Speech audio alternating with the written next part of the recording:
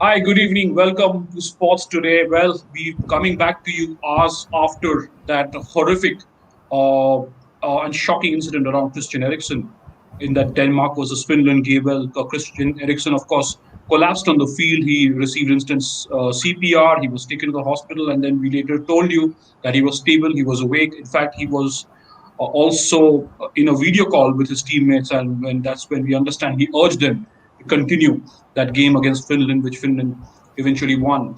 We'll of course have some more updates from Copenhagen, where Christian Eriksen was taken to the hospital, and he continues to receive further treatment, but he's okay. He had another chat with his teammates, and there's of course so much to talk about with Chinmoy and of course Rohit as well.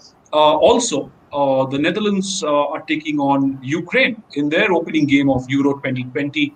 Netherlands, remember, are playing their first major tournament since 2014. They did not play in the Euro in 2016, and they could not qualify in the 2018 World Cup 3 years back. And England are currently leading 1-0, and if they win against Croatia tonight, it's going to be their first victory. They're going to win their first opening game of the European Championship. Well, let's dive straight though to first to on Christian Eriksen, and who better than Chinmoy to elucidate on what he would have gone through, Chinmoy, as your experience with the National Cricket Academy, uh, as a conditioning lecturer there, I understand.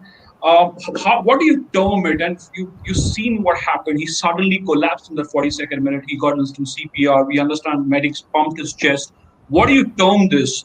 What is that terminology that is being used? Is it cardiac arrest, heart attack? Is there any difference between it? Take it away, Chinma. Tell us what it all Uh, means. exactly, Rajarshi, you are spot on. See, once these kind of things happen, the thing is there are a lot of clouded. I mean, people are not clear what exactly is this.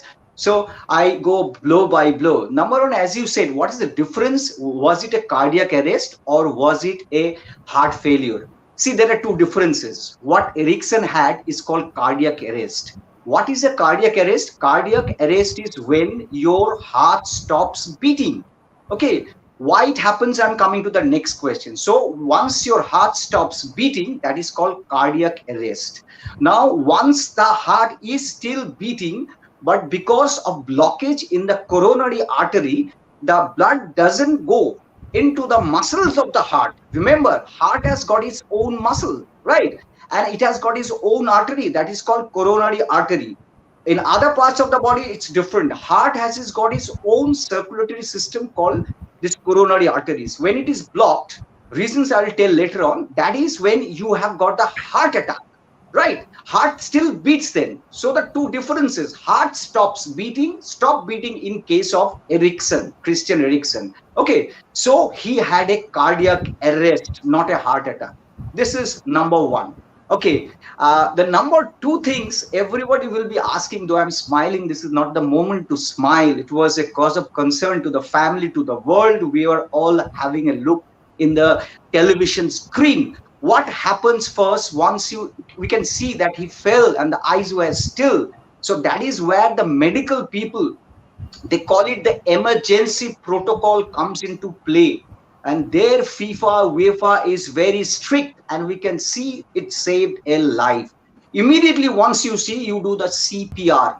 CPR is cardiopulmonary resuscitation. As you said correctly, in the National Academy we were taught there was a dummy called Annie, and we were asked to perform on it.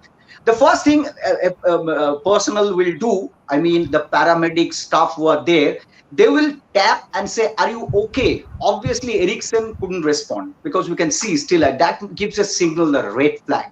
Now what you do, tilt the head like this and check the airway. If there is a blockage, somebody is having a chewing gum or stuff like that, then that's a cause and issue. You have to take it out. Now once you watch the airway, then you take your feel that whether he's breathing or not. Okay, now you see no breaths. What you do is that you give 30 pumps here, right there, 30 compressions with both the hands like the you press. And after that, to mouth, you take your mouth and give two breathe. I mean, you blow it inside. Now you check whether there is any response because you're artificially sending in oxygen inside. Okay, This is number one. You can do it 3-4 cycles. And the next step that is most important that saved his life is called for a defibrillator. This is called automated external defibrillator. What it does, it sends an electrical signal, right? Remember, this is the whole science of it. Once you get this cardiac arrest is nothing but because the heart loses its electrical response. It sends a response, so that sends it to the brain and everything. What happens? It stops. That is the first sign. Why it stops? I'm coming back, right? So the defibrillator starts sending that electrical response in the system, and then the heart starts beating again. So that is the emergency protocol that saved his life. In case you have got this defibrillator will come again, which is not available with everyone. When the clubs are playing, I'll come to it, how many lives have gone away because they're not access to it. So the defibrillator along with the CPR, that saved Eriksen's life there. I know it's very interesting how you put it, Chinmay, because when Right, the visuals first surfaced, it was so scary, right? Because his right, teammates were crying. There was a hushed silence across the right. ground. There was also, there were concerns around the globe. In fact, when I went live straight after this happened, there were so many comments on Sports Today praying for his speedy recovery. People wanted to understand what was happening. Well, nobody had a very clear picture at that point in time because he was still receiving medical treatment at the stadium with the medics on standby. And like you said, FIFA and UEFA have such stringent rules around these issues, which is so important. But I also want to address another fact is the precedence of footballers and where in the past these have happened, right? Because we've seen certain tragedies on field, but there's been collisions, internal bleedings. But how many would you attribute to cardiac arrests and the failure of timely CPR on those instances? Absolutely right, you are. So whenever such a thing happens, people like me, I'm asked whether there's a precedence. There are precedents, five, six. I mean, it has happened in a smaller way in many places, which is not recorded. But in top flight football, I tell you, chronology of the event, I tell you, it happened, for example, with an Ivory Coast player called Cheick Tiote. It happened when he was former Man City player and Newcastle player, and he moved on to Chinese league. During training, this guy has 55 caps in African Nations Cup. He did very well in international caps of 55. During training, this Tiote felt the same problem, and before he was taken to the hospital, he passed away. So that's an Ivory Coast man, and it happened as recently as 2017 June. Now, the next man is a very talented guy from Spain, Antonio Puerta. This happened in 2007. Puerta was regarded as an upcoming talent in Spain. He was playing a match that was a match between Sevilla and Getafe, right? At the 35th minute, he has got this issue, right? The cardiac arrest. Remember, these are not heart attacks, cardiac arrest. And he passed away. Okay, these are the things before they could be like in case of Tiote, there's a time to take him to the hospital. But in case of 23-year-old Puerta, there is no time, died.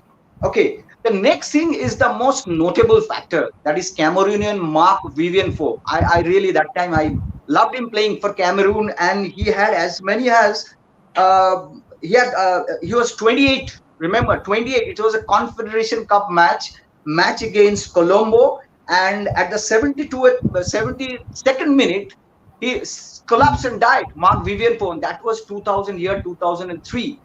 And so these are the most notable facts. Now, the second thing is Fabrice Muamba. Fabrice Muamba had this incident in 2012.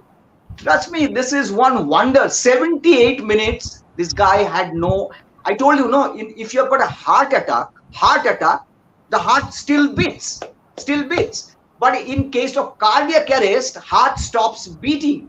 And there was no heartbeat for 78 minutes in case of Fabrice Muamba. He was playing for Bolton Wanderers, right? And at the age of 24, he had to retire. Now, I coming back to other sport, James Taylor, very notable figure, one of the fittest guy from England. In 2016, James Taylor, only 7 test matches, fittest guy. In a county match, he thought that heart will just blow away. He was mm, taken to the hospital. Trust me, his heart rate was 235 beats per minute. 235 beats per minute. So then I'll come to the next stage. The medical diagnosis went on, and it was found that he has arrhythmogenic right ventricular cardiomyopathy, big medical terminology. And this defibrillator I'm talking about, defibrillator is a very, very important device that sends that electrical impulse and this bizarre way of the heart behaving. Whenever the cardiac arrest comes into play, there is an arrhythmia. I mean, the mm. heart goes wild. It before the occurrence, it shoots up, it might shoot down, and this defibrillator through the electrical impulses controls it. So, in case of this James Taylor, it is permanently implanted inside, and his career came to an end. So, this is Yes. the sum up of this, right? Right. No, absolutely. And this is a lot of people were in fact talking about Fabulous Mohammed. Like I told you yesterday, I thought of that's the first thing that came to my mind as well. And we had some viewers who were tuned in and they mentioned him as well. Well, Christian Eriksen is a hero, says Dave Johnny. They've not absolutely true, right? It brought smiles to our face at the end of the day to see that Right. he was awake and he was stable and he was in hospital. But Chinmay, before I come to you on a couple of other facets around Christian Eriksen, tell me, Rohit, as a football fan, what does it do to you? We were obviously, a lot of people were shocked, a lot of people were praying, but to see something on that field, right? You saw him lying motionless, his eyes were open, and within seconds, his teammates surrounded him with a sheet. They shielded him from the media and from fans. What is that Mm. first thing that goes on in a fan's mind, and also as professionals when we cover the sport? Well, as fans, I can only speak as a fan, isn't it? And or as someone who reports on the sport, you just don't understand what's happening. It's so rare to see something like this happen. In fact, I don't remember something happening like this in as big a stage as this. It's the Euros. It's probably the second most popular international football tournament in the world after the World Cup. Uh, it's quite crazy. I mean, but at the same time, as you said, we were all hoping and praying that he's fine, of course. And slowly but surely, of course, it took a long time, but slowly but surely, you sort of started getting the news that he's awake. There was that picture that came up in between on Twitter, in which you could see him with the oxygen mask, and he had his eyes open, he had his hand over his head. It sort of showed that yeah, he's up, he's awake. There was also a few tweets here and there which said that he apparently gave a thumbs up, or one of the medics gave a thumbs up to the fans who were in the stadium, all of which were sort of positive signs that came after probably about a nightmarish 45 minutes, really. In which time there was.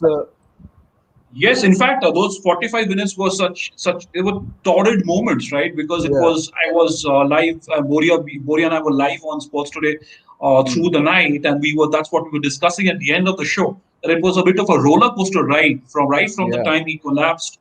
His teammates cried, and it was look a couple of things. His teammates showed a great presence of Yeah. mind. The referee, kudos to him, and the Mm, medics who were so quick to respond, and that is only in thanks to FIFA and UEFA and the stringent measures like Chinmoy was pointing out. But also the mm, fact, Rohit, this has also brought so many stories. Lukaku scored that goal and his tribute to Eriksen at the yeah. end there, and the video call where Christian Eriksen urged Denmark to go out and play the game. The Danish Right. fans were there, Finnish fans were there. They wanted him Mm, to finish the game, and of course, mm, as we understand, he's spoken to his teammates again. Rohit, those are yeah. moments that at the end of the day, like Chinmay said, this is not something you want to smile about, but this is something that brings a Yeah. smile to your face. That you know that he's recuperating pretty well. Yeah, and also the fact that it's at these moments you realize how flimsy rivalries can be, how flimsy being a fan of one country or one club can be. You saw AC Milan tweeting for Eriksen. Eriksen was the guy who scored a goal against Milan during the Serie A, which sort of ended their challenge for the title. If you remember, none of that matters really. And when he was going off, actually, these players were using towels and everything to cover the bed, the stretcher that was going off from the cameras in case they were still rolling. And one of the sheets they used to cover the stretcher was actually a Finland flag. One of the Finland fans actually gave them the flag. Use it, cover him up. It's fine. Sort of. Thank goodness that he's fine. It's because he's fine that you can look at that moment sort of positively. Look at how everything just goes away in those kind of moments. And obviously, Ericsson. I mean, he's also that kind of a player, isn't he? I mean, he's the kind of he's one of those star names, and so when someone like that, I mean, it's bad enough if it's for any player, but then Yes. when someone like that, collapses on the pitch, Yeah, for no, it's just a it's kid. not a Yeah, nice sight for any player to go through that, right? yeah, It's yeah. obviously with Christian Eriksen, there were far more reactions because he's such a Hmm. popular footballer, because everybody knows about him. Everybody, Exactly. he's one of the top footballers in the world, so that Yeah. attention was that much longer. But thank goodness, Chinmay, at the end of the day, it was great to see him recover. And there were some moments, Chinmay, where the Finnish and the Danish fans, they kept on cheering for Christian, and one set shouted Christian, the other set shouted Eriksen, and there were really some nice moments when the teams came back on the field. Of course, it was such a relief to all of us. But Chinmay, also again, because you're the expert on this, on this condition, you've dealt with. You've obviously been trained to deal with these situations. It's all very well to say that he was taken care of, he was in good hands at the end of the day. But is there a possibility to screen players? Is there any way that you can tell okay, you know what, 2 months back you could have told me that Christian Eriksen was in danger of collapsing on the field? Is there a way to do that? A very pertinent question. Now I tell you, how many of us know Cristiano Ronaldo, the fittest man, I mean, in a football field park? He had it at the age of 16, racing heart. Now, this racing heart in medical terminology is called arrhythmia, right? The normal rhythm, we all understand. I'm coming now to a layman's language. Rhythm is something heartbeat, 72 to 78 in normal time for a human being. But into a sport, you run, whoever, me, you, Ronaldo, Sachin Tendulkar, heart starts getting up. So in case of Ronaldo, it was abnormal. Now he signed a bond with his mother, and it was fixed at the age of 16. But that's a different ball game.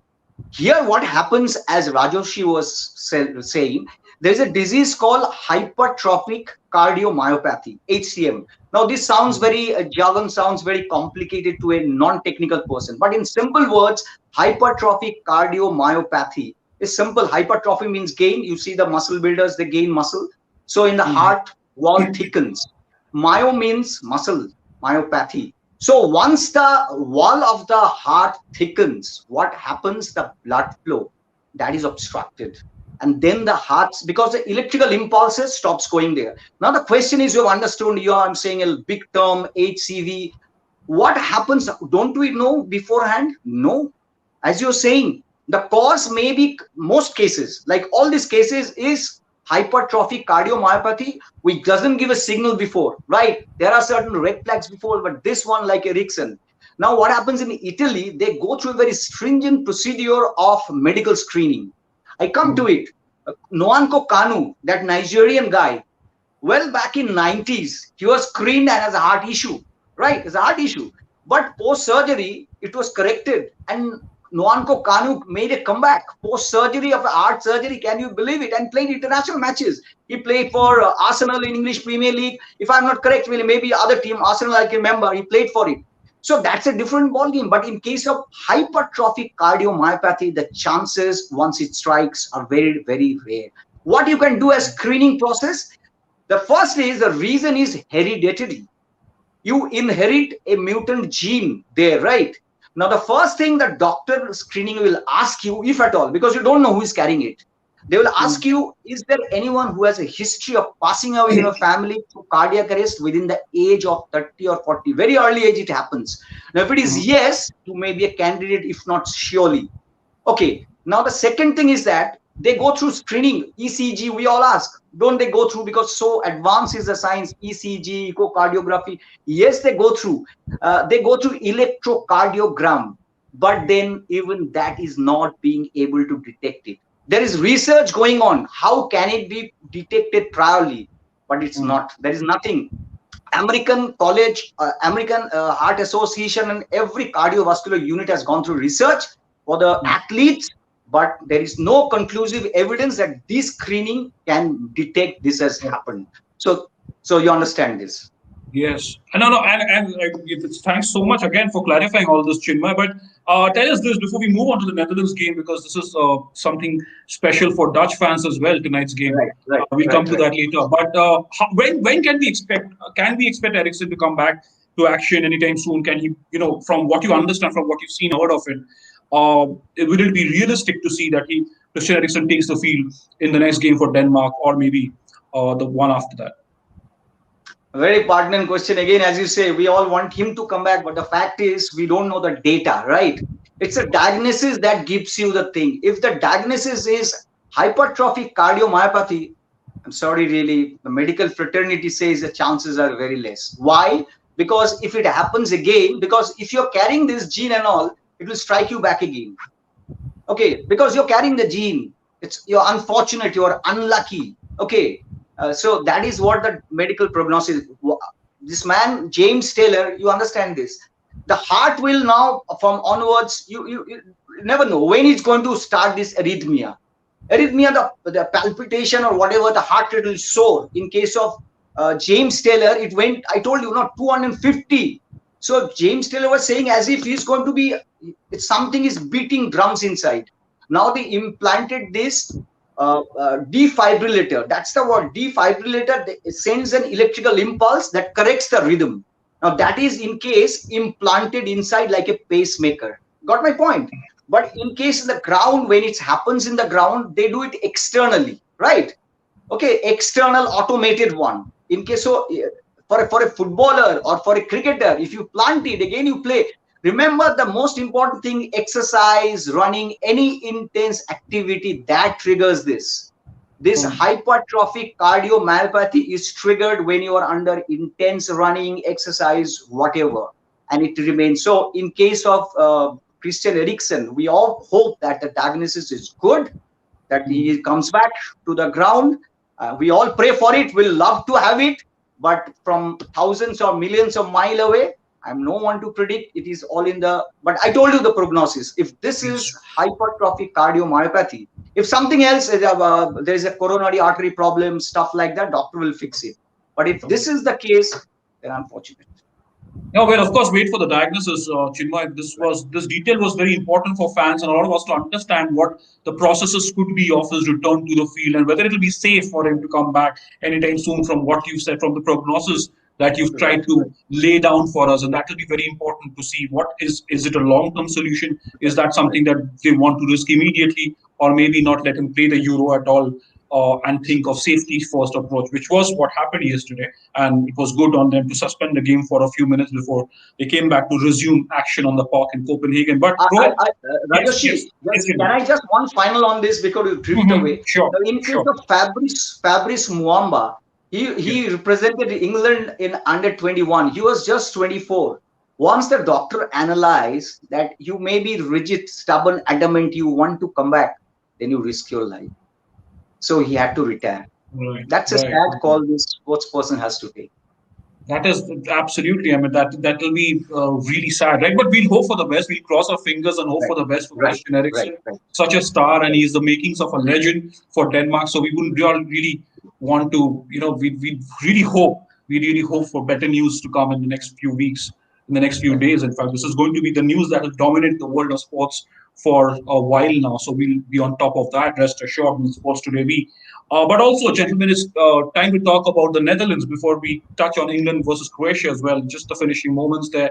Netherlands, Rohit, coming to a major tournament after 2014, 2016 Euros, they couldn't qualify. 2018 World Cup, they couldn't qualify. A lot of anticipation around the Dutch team, but also a bit injury struck. So it won't be completely easy sailing for the Dutch against Ukraine tonight. Yeah, certainly. Especially, they obviously don't have Van Dijk. That's of course the headline injury, but then that's in the past. He's been out for a long time now. They won't be having Matthias de Ligt, of course, the Juventus centre back. Just another big thing for them. He's probably one of the best centre backs in the world right now, and so not being able to get him to play on that pitch, that will be a problem for them. But Netherlands probably have got a good group to start off with. They are facing Ukraine, which is not exactly Ukraine, North Macedonia, and Austria. not exactly teams you would think as favorites to get to the semifinals or something, which is what Netherlands are. They've always been that team, favorites to get to the semifinal, maybe even the final. But for some reason, despite the kind of history they've got, they've never really won a title. Uh, can they do that this season? Even their manager Frank de Boer says that we are probably a good team to get to the semifinal. He himself says that, yeah, we are aiming for the win, of course, but then we are good enough to get to the semifinal. He himself admits that. But yeah, this is at least we are seeing a Netherlands team finally at a major tournament. They have been absent for a too long now for a team of that history. Now, 7 years is indeed a long time, and you're right. With Yeah. Ukraine, the only thing that would probably, I'm not going to say balance it out, is something that would play in the mind of the Dutch would be those or two or three injury issues. But also, Hmm. just coming in now, England have beaten Croatia 1-0 Yeah. thanks to that Raheem Sterling strike in the 57th minute. Chinwai, this is the first time England have won the opening game of any European championship. In 9 attempts, they haven't won the Euro. So, I mean, okay, as fans, we also love to watch, look at stats and jiggle with numbers. Uh, this is a lucky omen then for England fans, Chinmay, you'd say. They've broken the jinx, they've Right. broken one. So they have avenged the defeat in 2018 when they lost in that extra time goal against Yeah. Croatia, Right. right? Now, two things I say. Yesterday, I was saying that this English team, the average one man has performed 3,200 some minutes in the park. So the legs are tired, and we can see the guys like Rashford is not there, Harry Maguire is not there. A lot of the first 11 players are not playing. Okay, but they have got a very good front line. This Raheem Sterling, Harry Kane, and Philip Foden. I've watched him in Salt Lake, right, when he was playing the Under 17 World Cup. Philip Foden and Jadon Sancho, outstanding. Now, as you said, they've started in a very positive vein. They're playing in England, Wembley. Okay, but I was watching a bit. I'm not a heavy, I mean, not a really qualified expert to comment. But again, English players looked a little tired in their legs. Okay, it could be seen really that same thrust, that intensity, that sort of the speed was lacking there against a very fading great team like Croatia. This Perisic, the Modric, and they have all really passed their prime, one can say. The experts are saying. Yeah. So it's a good start for England. But again, as I said, they look to be tired legs, right? Take it from me. Mm. They look to be tired legs. So I think against the very solid opposition, they will be challenged. Even though some of the stars comes back to their fold. This is Mm. with my little bit of knowledge, I can see. But it's in a positive way they started. Okay. No, you're right. In fact, I was about to come to that as well, Rohit. England did look a little jaded. I mean, Hmm. obviously Croatia were no match for England, especially in that second half. But they did look Hmm. jaded, did the English team, and it was also attributable probably to their Premier League campaign, the fact that a lot of the English stars are such regulars in those clubs. It is a Right. reflection, and like Chinma pointed out, 3,100 minutes of runtime on the pitch. So it's not easy when it comes to for England to come to terms Hmm. with the World Cup or the European Championship. That's something that will Hmm. keep bugging them for a while, I'd say.